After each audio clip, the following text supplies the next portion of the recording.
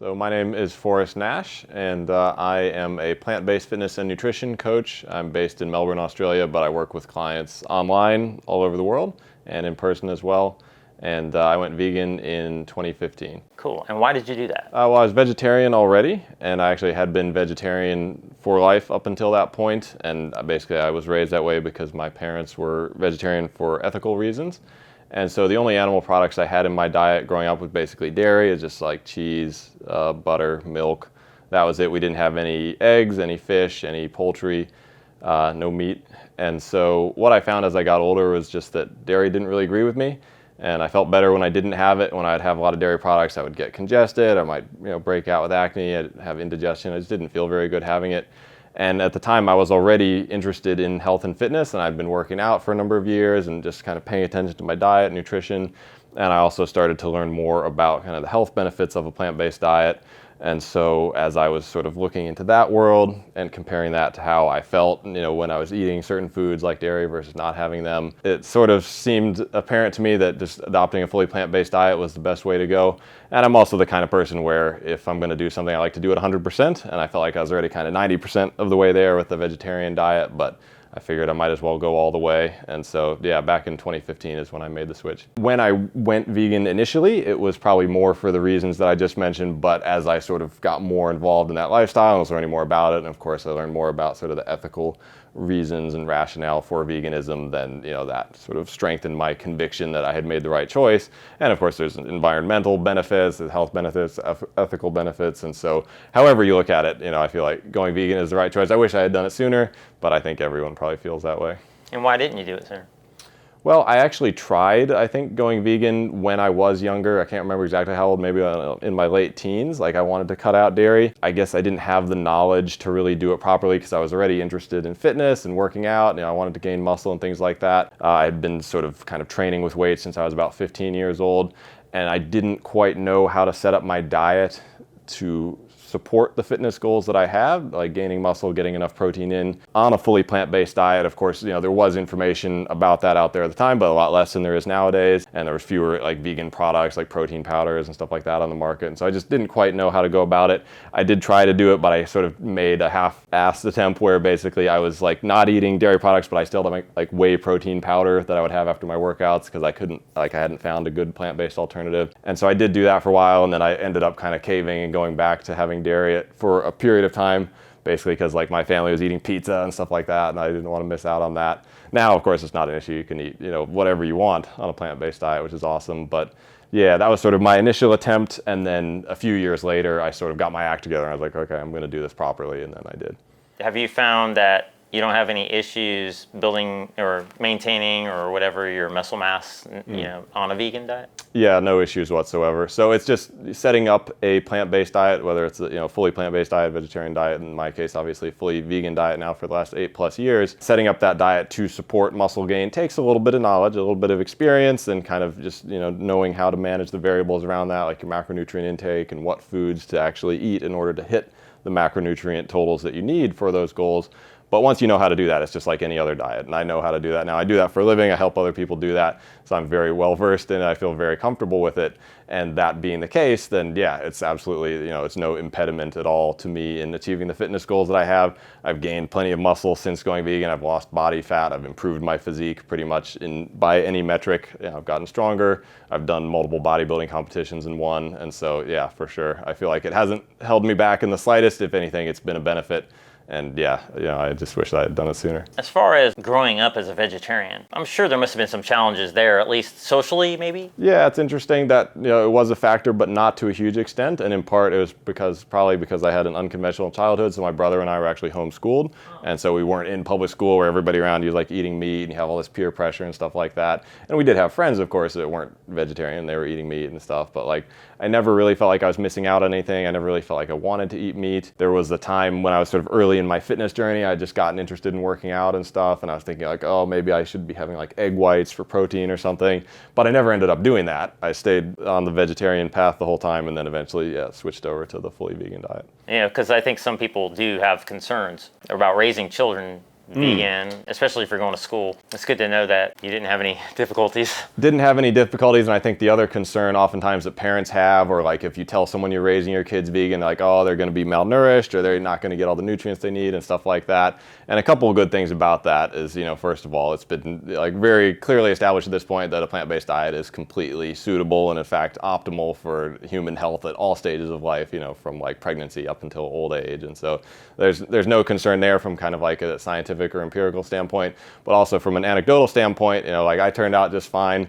I'm 6'1", my brother's 6'3". I'm sort of the smaller of the two of us. Neither of us have ever eaten meat, and vegetarian since birth. So I think that no real deficiencies there. Was your childhood diet, did it contain much like in the realm of like legumes and grains and veggies and greens and all those kind of things that you're eating now? Maybe how significant was the dairy, I guess? Yeah, so all those foods that you mentioned, legumes, whole grains, fruits and veggies, stuff like that, they were a very big part of my diet growing up. And my parents, my mom in particular, was responsible for most of the cooking, and she did a good job of preparing healthy meals for our family. And so we were eating a lot of really healthy whole plant foods.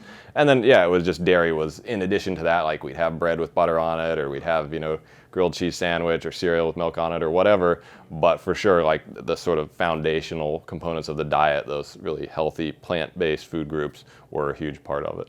Do you have any kids now? No, not currently. Plan on it? Maybe one day, not anytime soon. And if you did, would you raise them vegan? 100,000%. I'm curious next here what a day of eating looks like for you now. Yep. Yeah, it depends kind of what phase of my training and dieting periodization I'm in. So I just did a bodybuilding competition yesterday. So for the last basically 6 months leading up to it, I was doing a contest prep diet, which involves controlling the amount of calories I'm eating, basically eating less to lose body fat, get lean so that you can compete on stage. But that, in terms of what my diet looks like, it doesn't change a ton. I eat basically a whole food plant-based diet year round, but just manipulate the amounts of different foods depending on how many calories I'm targeting, what the macronutrient intake is that I'm targeting, to make sure that I'm moving in the direction that I want to go, whether it's losing fat like what I've been doing recently, or when I start my off season, which will be in a couple weeks when I go back home, I'll be then actually eating in a caloric surplus to target muscle gain, so I'll be eating more. But the types of foods that I eat stay pretty consistent year round, just manipulating the amounts of them. So like for breakfast, for example, my go-to is just oatmeal with berries, put some soy milk on there usually, so I get a little bit extra protein that way. Have that almost every day. Sometimes I have other cereal and stuff like that, but that's my go-to for sure. My next meal would probably be something like some sort of rice and beans, maybe with some like corn, salsa, veggies, stuff like that. That'll be typically my meal that I have before I go and train in the gym, because I like to work out sort of early afternoon. And so that'll be a high carb meal where I'm eating, lots of whole grains and beans to get my complex carbohydrates in, but also plenty of protein from the beans, relatively lower in fat because I'm going to have it before training. And so I want to have those nutrients digest and absorb a little bit quicker. And if I were to eat a lot of fat at that time, that would slow digestion. So typically I keep fats away from my workouts, more carbs and protein around training. After my workout, the next meal would be probably like a protein shake or a smoothie using a plant-based protein powder, of course. And then typically I just eat a lot of fruit after my workout to get some simple carbohydrates in that way. And then later in the day, I'll probably have a couple more meals, which might be something like, tofu with, grilled veggies or baked veggies, potatoes, stuff like that. Might have some pasta, like a whole grain or like a legume-based pasta, pulse pasta, those sorts of things. I change it up. I have sort of a rotation of meals that I like that work well for me and hit the macronutrient targets that I am shooting for. And I will often eat them on repeat for many days in a row. But I have enough variety in there where I can swap meals in and out here and there so that I don't get too tired of them. Sounds like you have a very technical diet. Yeah, so I track all of my calorie and macronutrient intake. I use an app called MyFitnessPal, which is a free app anyone can download. I highly recommend it for folks who are interested in doing that sort of thing. It's not for everyone. You absolutely don't have to do it in order to be healthy or succeed on a plant-based diet. But for someone like myself who's actually interested in competing in physique sport like bodybuilding, which is what I do, it's very useful to have that information in front of you, because then you can see exactly what you're eating, what calorie and macronutrient totals you're getting in, and then you can sort of track your progress, whether you're gaining weight, losing weight, whatever it may be, and you can adjust your diet as needed in order to make sure that you're sort of tracking along towards the goal that you have.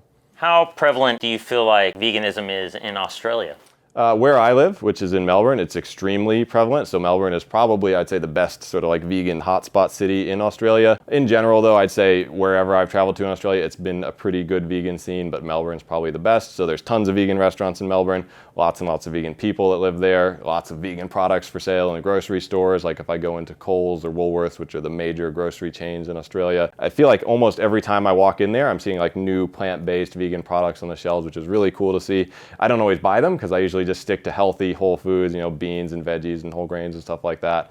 But yeah, the vegan scene is absolutely thriving in Australia. And that's really cool for me because of course it's great to be around like-minded people, but also with my work, that's kind of the niche that I've carved out for myself, is coaching folks who are either vegan or vegetarian or interested in moving in that direction and working with them on their training and nutrition to help them achieve their fitness goals. And so there's certainly, an abundance of people that are on that lifestyle or interested in it in Australia, and more people going vegan all the time. And so that's awesome for me, from a business standpoint as well, because it means I've always got new clients coming in. How important do you think it is for others to be vegan? Well, I think, as kind of I alluded to earlier, there's a lot of really good reasons to adopt the vegan lifestyle. And, whether it's you care about your health, which is, maybe a more selfish reason, but still a really good reason. You care about the animals or, care about the environment. They're all great reasons to go vegan. And I think there's a tremendous positive impact to be had there just for each individual person who does that or just moves further along that continuum, whether it's just eating less meat, consuming less animal products, even if you're not 100% vegan.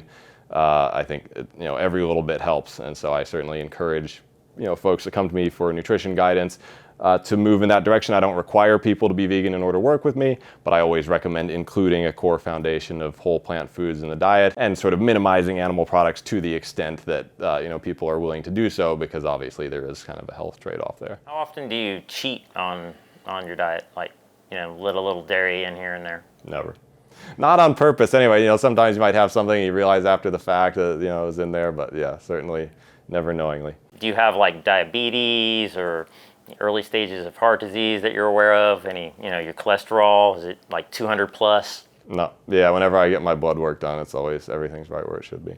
Never had any issues. How do your doctors feel about all this? Well, typically I try to go to doctors who are informed about plant-based nutrition, and then of course they're very supportive. But even if I just go to sort of like a mainstream doctor that doesn't have as much nutrition education, they'll look at my blood test results and they'll be like, you're doing great. So yeah, it's not something that I have any issues with there. Could you be with somebody who isn't vegan? So my girlfriend is vegan. I would be quite hard, I would say, to be with someone who isn't vegan. Potentially if they weren't vegan when we met, but if they were, open to moving in that direction, that could be an option. But if someone was just dead set against it, it probably would not work out in the long run. Well, you seem like a pretty sharp guy. It doesn't seem like you have much brain fog from being vegan. No, I would say none whatsoever. I'm a little tired at the moment because it's been a big weekend of competing. But yeah, generally I feel like my mental faculties are working just fine. That would be a good point to segue into where we are right now and why we're here. Yeah, so right now we are in Atlantic City, New Jersey, and the reason we're here is because I just competed with the Vegan Strong PlantBuilt team at the Mr. America competition,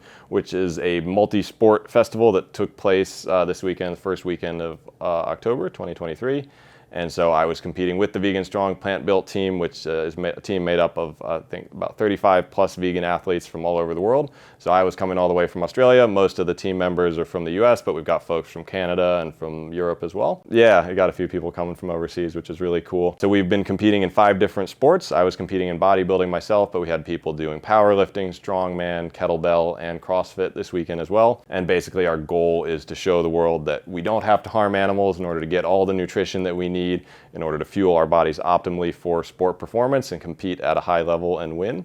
And so by basically making a big splash at this event, coming in with our team of vegan athletes and doing really well and bringing home a lot of trophies and medals in a really stacked competition, which is what this weekend was, we can do a good job of kind of setting an example there, breaking down some of the stereotypes that still exist around veganism and showing people just exactly what we can do on a plant-based diet. How do you stay positive in such a non-vegan world? Yeah, that's a good question. I think it's what you focus on is very important. So certainly, most people aren't vegan, and there's lots of bad stuff happening all the time. Animals are being slaughtered and abused and all that sort of thing, and that's terrible. But at the same time, more and more people are going vegan all the time. and it's growing, I'd say, exponentially. You know, the movement is constantly growing, and I think it will continue to do so because the information's out there, and the information's readily accessible now. You know, we've got the internet, we've got lots of great resources that people just literally a few kind of button clicks or keystrokes away in terms of the health benefits, the environmental benefits, the ethical impact. You know, lots of great documentaries out there like Earthlings and Dominion for the ethical side of things, and like Cowspiracy for the environmental side of things, Game Changers, and you know, What the Health for kind of health and fitness side of things. And people are noticing that, and you know, they oftentimes people will come to me and they'll say, hey, I've just, you know, watched these documentaries, I'm really interested in a plant-based diet, how do I do it? And I feel really fortunate to be able to work with people who are in that situation and share the knowledge and experience that I've gained basically over the lifetime that I've had of being a plant-based athlete and being vegan for the last 8 years and being basically a fitness enthusiast and, you know, a trainee for the last 17 years to help guide people along that path and basically create more sort of fit vegan role models, more people who are really thriving on a plant-based diet and just smashing down those stereotypes everywhere we go and helping to build the momentum of the vegan movement. And I think that's just going to continue to happen. Think we'll see a vegan world? Probably not 100%, but I think, you know, it's going to keep growing, and I don't see that stopping anytime soon. So, you know, Armageddon may happen for some other reason, but yeah, in terms of the vegan movement, I think it's going strong. Why do you think some people have a hard time doing this and maintaining it? I think there's a lot of reasons. When it comes to changing your diet, though, it can be a very personal issue for people. People are very sensitive about it. There's a lot of kind of like, you know, cultural sentiment that people have ingrained about what their, you know, what their way of eating is basically, and they have sort of like their, you know, childhood memories and foods that they're fond of and stuff like that. And it's, you know, it's a big part of people's identity sometimes. And people sometimes are resistant, I think, to the idea of, you know, like adopting a plant-based diet, or the idea that a plant-based diet might be superior for any number of reasons, because the fact that, you know, like if you see someone else like myself or you or anyone else eating a vegan diet, there's sort of an implicit implication with that, that we're doing that for a reason, and the reason is that a vegan diet is better than not eating a vegan diet. And then people get a little defensive about that because it's kind of like you're telling them that what they're doing is wrong, and they might be attached to that because that's what they've been doing their whole life and that's what they're used to and it's familiar and comforting to them. And so people sometimes can push back against that. But I think, you know, the way around that, or the way they kind of bridge that gap, is just through education and just meeting people where they are. You know, I don't try to beat people over the head with statistics or information or slaughterhouse footage or anything like that. Just try to set a good example, you know, show that you can be really strong and fit and healthy and absolutely thrive on a plant-based diet. And people tend to take note of positive things like that and say, hey man, you know, you look really good, what are you doing? And then I'll start a conversation with people. I wear vegan t-shirts to the gym. People come up to me and ask me questions about my diet and what I'm doing and stuff like that. And I think that is a great way to reach people, and just to little by little kind of, you know, spread the vegan message and to overcome some of the resistance that people might have to the idea of a vegan lifestyle. Yeah. Now, some people that go vegan end up falling off the vegan wagon. Why do you think that happens? That's a good question. I know people personally that have done that, and in my mind, like, if you go vegan, you're vegan for life. So if somebody was, you know, eating that way and then they stopped, in my mind, is you were eating a plant-based diet for a while, but you weren't properly vegan, because that's, you know, it's a lifelong commitment in my opinion. But yeah, that certainly is something that happens. I think it can happen for any number of reasons. You know, it could be societal pressure, family pressure. Sometimes it's just convenience. You know, it can be easier sometimes, like if you don't know what you're doing or you don't want to put the effort in, to just eat the food that's sort of more readily available that everyone else is eating. But yeah, I think it's, you know, it's worth putting the effort in, because the amount of effort required is not that great and the dividends are huge. Is your family vegan now? So my parents are about probably 99.9% vegan. I would say they're not as strict as I am, but they're very, very close. My brother's still vegetarian, but yeah, we're kind of chipping away at him. You haven't consumed animals, so you really haven't been getting a lot of, you know, things like collagen and whatnot. So I wonder, like, did you get a hair transplant? Or you have like fake teeth? So my teeth and hair and nails and everything are all doing just fine. And yeah, the good news is there aren't any essential nutrients that you can't achieve sort of naturally on a plant-based diet. One caveat to that would be vitamin B12, because it's not found or produced naturally in the plant kingdom, not produced naturally in the animal kingdom either, but of course animals eat usually feed that's fortified with B12 and they get it that way. But being vegans, plant-based dieters ourselves, we can sort of cut out the middle cow and just get B12 from its original source, which of course is from bacteria that blankets the earth. And as Dr. Michael Greger likes to say, our modern sanitation and hygiene measures usually mean that gets washed away, and so it's necessary to supplement it. But it's good because we don't have diseases like cholera now, and it's just a matter of taking a B12 supplement maybe a couple times a week, which is what I do. And whenever I get my blood work done, my B12's doing just fine. Do you ever try to avoid using the word vegan? That's a good question. I think some people might do that because sometimes there might be like a negative connotation associated with vegan, or people think that, if you say you're vegan, that you're like one of these really pushy kind of militant vegans where you're like, throwing blood on people who are wearing fur coats and stuff like that. And so they might not want to identify with that, and they might just say, I eat a plant-based diet or that sort of thing. To me, though, I think there is a distinction between the two, and I look at veganism as a lifestyle, whereas plant-based diet, of course, is just, refers to what you eat. And you could be eating a mostly plant-based diet but not be strictly vegan. So for myself personally, I always refer to myself as vegan. I'm very proud of that, and I use that term, pretty much wherever it's applicable. I don't go around sort of volunteering that I'm vegan to people who didn't ask, but certainly, if somebody asks me, I will be very upfront about it. Have you found any useful tactics at helping others or, encouraging others toward considering this? Yeah, again, I think it's just positivity works really well. Setting a good example works really well, and sharing information to people, with people who are receptive to it and people who are interested in learning more about, whether it's the health side of things, nutrition benefits, maybe just dispelling some misconceptions that people might have, like that you have to eat animal products to get enough protein or things like that. Sharing that information in sort of a gentle and polite and respectful way, not like beating people over the head with it and telling them that they're wrong, but just saying, hey, actually, you might be interested in checking this out. And just trying to set a good example, be a good role model. I find that works really well. Do you have like a pretty big online presence? Not really. I'm not super active on social media. I'm trying to get more into it lately because I think it is a very valuable tool when it comes to spreading the vegan message and promoting a vegan lifestyle. And particularly with me, with my business, working kind of the vegan fitness side of things, I really do want to put myself out there because, again, it's a great platform to sort of be a role model and show people, that you can be really strong and fit and healthy on a plant-based diet. And if I'm just doing that, by myself at the gym, down in Melbourne, nobody knows about it, I'm not really being much of a role model. So I think social media, online networking and stuff like that is very valuable. I'm just not someone who really loves doing it, and so I look at it as like it's something that I have to do, but it's I'm not like an influencer by any stretch. Yeah, I was curious if you get much hate from the anti-vegans out there and how you might respond to that. Very little, yeah. Occasionally, like I have been featured in a few news articles and different, interviews and stuff like that I've done in the past, and some of those have been in like mainstream newspapers, like the Sydney Morning Herald in Australia, which is kind of like their version of the New York Times. Did an article where they interviewed me a few years ago, and they posted it on Facebook, and people were there. There are a lot of kind of anti-vegan trolls in the comments, and people saying that I was on steroids and lots of stuff, which I think is funny and kind of flattering. It's kind of a compliment because, of course, I'm a lifetime natural athlete. But yeah, I would just go in there and kind of, politely, respectfully, sometimes reply to people's comments and point out if the things they were saying weren't true, or just but do it in kind of a lighthearted way. Like I don't ever let it get to me. I think if somebody's on the internet and they're kind of like spreading negativity about veganism or anything else, that person's probably not feeling too good. They're probably not in a great place in their own life, and so I try to deploy compassion towards them, but certainly not let it get me down or be anything that I'm going to be feeling too upset about. Do you have any like social media influencers that you follow or look up to, or might want to recommend other people check out as well?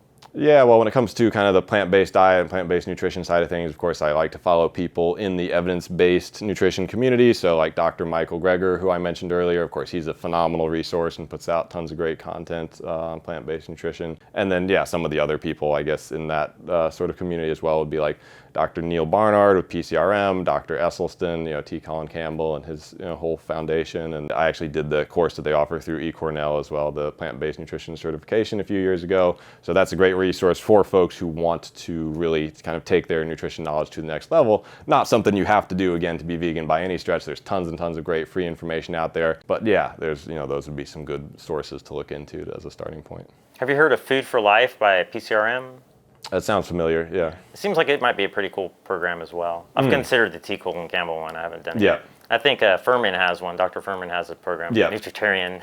Yeah, there's lots of different ones out there, and I think they're all really good. Yeah. And it's just a matter of, if one particular, among those people, you might sort of resonate more with their message. But in terms of the Venn diagram, it's all like 99%, whole food plant-based diet is the way to go. There might be a little difference around the edges, where Dr. Furman is, more pro eating like high fats, like nuts and stuff like that. Dr. Esselstyn is more low fat to reverse heart disease.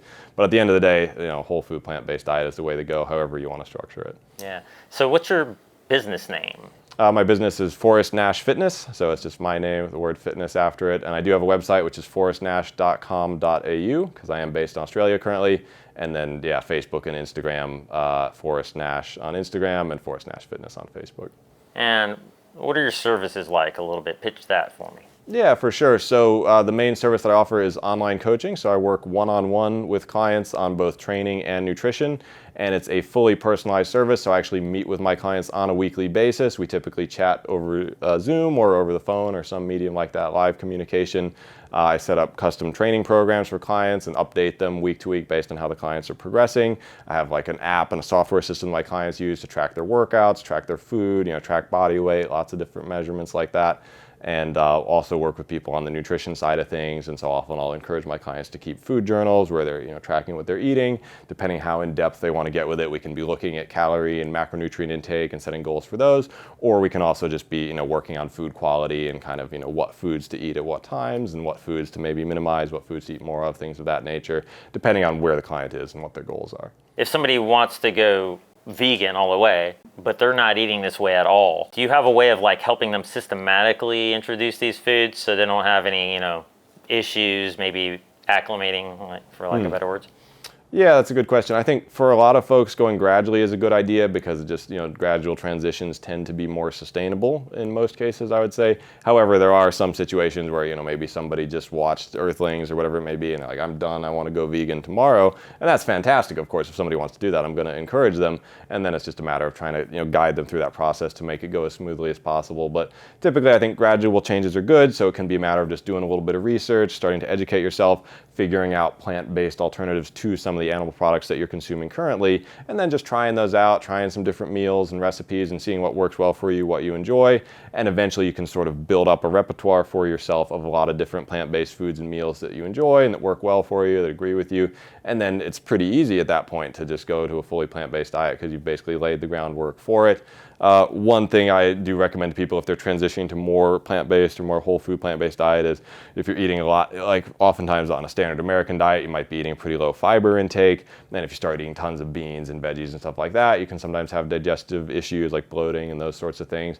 And it's good to just go gradually for that reason. And the good news is your sort of gut microbiome can adapt to whatever diet you present to it. And so if you gradually increase your fiber intake over time, oftentimes those digestive issues will be pretty minimal or they will just dissipate over time. And I certainly experienced that myself when I first went vegan because I was like, okay, I need to get my protein from plant-based sources. I was eating tons of lentils and high fiber foods and stuff like that. And they would tear me up in the beginning. Like I wasn't used to eating them. I'd be like super bloated and indigestion and all this stuff.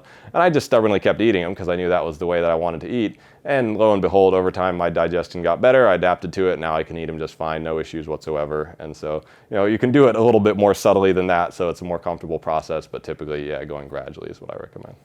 Now, thinking back when you were a child, do you remember maybe like the first time you realized that people eat animals? That's a good question. I think it was probably a little different for me because in my family, we weren't eating any animals. But I do remember thinking about like the dairy products that we were having and asking my parents about that. And I was thinking like, so this is like this milk actually came out of a cow. Like these are animal cells still that you're consuming, even though it's not like the animal's flesh itself. It's something that, secreted by an animal. And that didn't really sit well with me. And so that, it took me a while from when I was first started thinking about that to when I went fully vegan. But always when I was like, having cheese or milk or things like that, that would be kind of in the back of my mind. Like, this doesn't seem quite like what I should be eating.